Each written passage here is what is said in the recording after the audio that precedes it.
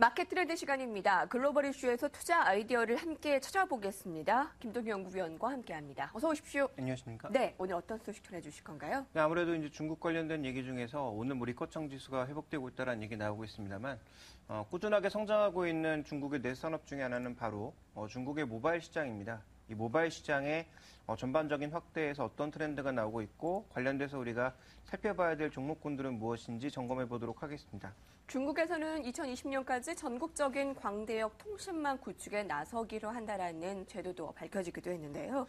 중국에서 모바일 시장의 그 확대의 의미와 또 국내의 투자 전략의 같이 연관성을 함께 찾아보겠습니다. 자, 먼저 그럼 중국의 모바일 시장 현재 트렌드가 어떤지 한번 살펴볼까요? 중동이나 마찬가지입니다만 광대역 투자, 그러니까 유선 인터넷이 우리나라처럼 잘 돼 있는 국가는 정말 보기 힘듭니다. 그래서 일본이나 한국을 제외한 대부분의 국가들은 이 유선 인터넷망이 이렇게 잘 갖춰지지 않은 상황인데요. 그럼에도 불구하고 모바일 기기 확산에 따라서 모바일 인터넷은 굉장히 빠르게 확산되고 있습니다. 중국도 마찬가지인데요. 준비된 그림을 보시면 지금 모바일 인터넷을 이용하는 인구가 거의 5억 명에 육박하고 있는 그런 모습이고요. 인터넷을 이용하는 사람들 중에서 모바일을 통해서만 접속하고 있는 사람들이 거의 80% 가까이 육박하고 있는 등 대부분의 인터넷 이용 형태가 그동안 PC 중심이었다면 이제는 모바일 쪽으로 빠르게 이동하고 있는 것이 현재 이 중국의 형태라고 볼 수가 있습니다. 전체적으로 또 하나 나타나는 것은 우리나라와 같은 풍경인데요. 네. 지하철을 봐도 대부분의 사람들이 지금 스마트폰을 쳐다보고 있는 것이 눈에 띄고 있고 베이징 같은 경우에는 지금 10,000대 이상의 와이파이를 버스에 장착을 해서 운영하고 있는 것으로 나오고 있기 때문에 중국 시장 내에서도 향후 모바일 시장 확대를 위한 노력들은 끊임없이 이어지고 있다라고 좀 봐야 될 것 같습니다. 마치 중국 시장의 저런 현황이 한국 시장의 그런 모바일 트렌드를 따라가는 듯한 그런 모습이군요. 따라간다라는 느낌도 들지만 전체적으로 이제 전 세계에 같은 트렌드를 좀 보여주고 있다라는 거고요. 특히 이제 중동이라든지 이런 유선 인터넷 자체가 아예 보급되지 않은 국가들도 무선 인터넷을 통해서 SNS가 확산되고 있는 국면이기 때문에 이것은 전 세계에서 동일하게 나타나고 있는 트렌드가 아닌가 이렇게 봐야 될 것 같고요. 실제로 유선 인터넷을 까는 것보다 무선 인터넷이 돈이 덜 들기 때문에 이쪽으로 이제 많은 돈을 쓰고 있다라고 좀 봐야 될 것 같습니다. 자, 그다음 살펴봐야 될 것은 중국의 쿨패드라고 하는 회사가 이제 전 세계에서 10위권 내에 드는 스마트폰 업체가 되고 있는데요. 이 스마트폰 가격이 100위안입니다.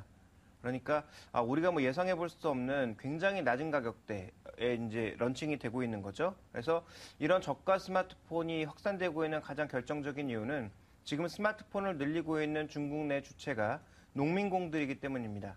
그러니까 지방에 살다가 대도시로 진출을 해서 공장에 다니고 있는 대부분의 농민공들이 상당히 우리나라 가격으로 치면 10만 원 이하 가격에 굉장히 싼 스마트폰을 쓰면서 자신의 가족들이라든지 친척들과 연락을 하고 있는 그런 용도로 스마트폰을 사고 있기 때문에 현재 증가하고 있는 것은 과거처럼 갤럭시 S3, 갤럭시 S4, 갤럭시 노트, 아이폰 등을 사는 그런 비싼 물량보다는 아무리 비싸봐야 20만 원도 채하지 않는 그런 가격대의 제품들을 적극적으로 구매하고 있는 것이다. 이렇게 볼 수 있을 것 같고요.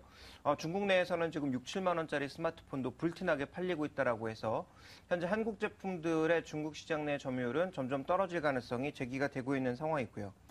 그다음 우리가 살펴봐야 될 것은 또 하나의 모바일 트렌드가 이 중국은 아시다시피 경제를 굉장히 많이 개방했지만 사회주의 국가입니다. 그러다 보니까 아무래도 이제 통제가 굉장히 많은데요. 특히 컨텐츠에 대한 통제가 많아서 각각의 지역 방송국의 이 오락 프로그램을 주간 단위로 2개 이상 못 만들게 하는 등 굉장히 많은 규제가 나오고 있습니다. 그러다 보니까 중국의 인터넷 업체들이 스스로 이런 드라마를 제작을 해서 보급하는 형태. 왜냐하면 중국은 소폭의 광고만 본다면 대부분의 동영상 콘텐츠를 공짜로 볼 수 있기 때문에 이런 형태의 콘텐츠들이 많이 만들어지고 있다는 것도 우리가 주목해 볼 만한 그런 트렌드라고 볼 수가 있겠고요. 그다음에 중국의 이제 SNS 서비스는 기존의 트위터, 웨이보, 그리고 이제 페이스북 같은 그런 형태의 SNS도 굉장히 많이 늘고 있습니다만 선진국과는 조금 다른 형태로 사회관계망을 넓히는 형태의 SNS도 빠르게 좀 확대되고 있는 모습을 보여주고 있어서 굉장히 다양한 형태로 지금 중국의 모바일 시장이 확대되고 있다. 이렇게 좀 봐야 될 것 같습니다. 네, PC에서 모바일로 그리고 SNS 서비스가 계속 급증을 하는 등 중국에서의 이런 모바일 시장 확대를 눈여겨볼 필요가 있다라는 것을 확인할 수가 있었습니다. 그럼 중국 내에서 이런 모바일 인터넷, 이 모바일 산업의 수혜주들은 어떤 것들이 있는지 찾아볼까요?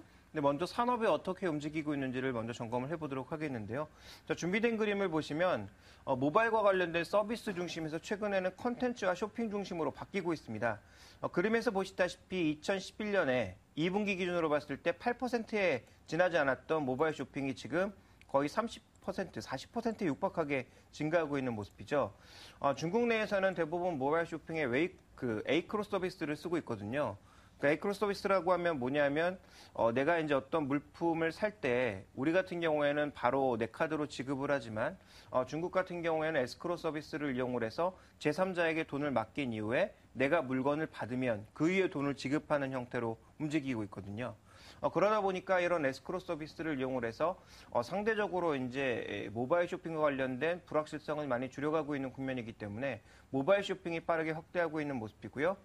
그와 관련돼서 또 움직이는 것이 콘텐츠, 모바일 게임이라든지 모바일 검색 같은 것들이 굉장히 늘어나고 있는 국면입니다. 그래서 이와 관련된 수혜주들을 우리가 좀 찾아볼 필요가 있을 것 같은데요. 네. 아무래도 이제 검색을 하기 위해서 또 쇼핑을 하기 위해서는 기기가 필요하기 때문에 기기 쪽에서는 우리가 좀 관심을 가져볼 만한 종목이 뭐냐 보시면 삼성전자, LG전자 저가 모델들이 중국 시장에서 얼마나 잘 나갈지는 좀 더 지켜봐야 되겠습니다만 대표적인 이제 관련주라고 좀 봐야 될 것 같고요. 그 다음 살필 수 있는 것은 중국에서 만들지 못하고 있는 SK하이닉스 같은 디램 반도체, 그리고 동부하이텍이 만들어내고 있는 여러 가지 아날로그 반도체를 살펴보실 필요가 있을 것 같고요. 그 다음에 삼성 SDI 같은 경우도 주목해 보실 만한 이유는 전기차와 관련된 내용도 있습니다만 그 위에 우리가 좀 지켜봐야 될 것은 중국 내에서 지금 모바일 시장에 가장 불만족스럽게 사람들이 표시하고 있는 것은 바로 이 이용 시간입니다. 배터리가 워낙 빨리 닳고 있기 때문에 그와 관련된 부분을 지적하고 있고요. 그래서 삼성 SDI 같은 이 소형 배터리를 만드는 업체들 주목해 보실 필요가 있을 것 같고, 모바일 쇼핑 쪽에서는 CJ 쇼핑, 그리고 콘텐츠 쪽에서는 동영상과 콘텐츠 유통을 담당하고 있는 CJENM과 SBS 콘텐츠 허브, 게임주 쪽에서는 아무래도 이제 중국 관련 매출을 늘리고 있는 액토드 소프트라든지 위메이드 같은 종목군들, 또 SNS 확대는 중국 내에서는 영향력을 발휘하지 못하고 있지만 그 외 동남아시아 지역과 중남미 쪽에서 영향력을 발휘하고 있는 NHN, 향후 이제 네이버라고 이름이 바뀌겠죠. 새롭게 상장하게 되는 네이버 같은 종목군들을 주목해 보실 필요가 있을 것 같습니다. 네, 관련주들을 쭉 한 번에 살펴봤는데요. 이 가운데서 특히 관심을 갖고 살펴봐야 할 종목들이 있을 것 같습니다. 어떤 종목을 꼽아주시겠어요? 네, 하드웨어 쪽에서는 아무래도 SK하이닉스와 삼성 SDI를 주목해 봐야 될 것 같은데요. 왜냐하면 말씀드렸다시피 세트는 가격 경쟁력이 지금 워낙 차이가 나고 있는 국면이기 때문에 삼성전자나 LG전자보다는 오히려 부품 쪽에서 중국이 만들어내지 못하고 있는 것과 또 하나는 중국 내에서 빠른 혁신을 바라고 있는 것, 또 세계 수준의 기술력을 가지고 있는 두 종목, SK하이닉스와 함께 삼성 SDI를 장기적인 측면에서 좀 봐야 되지 않을까.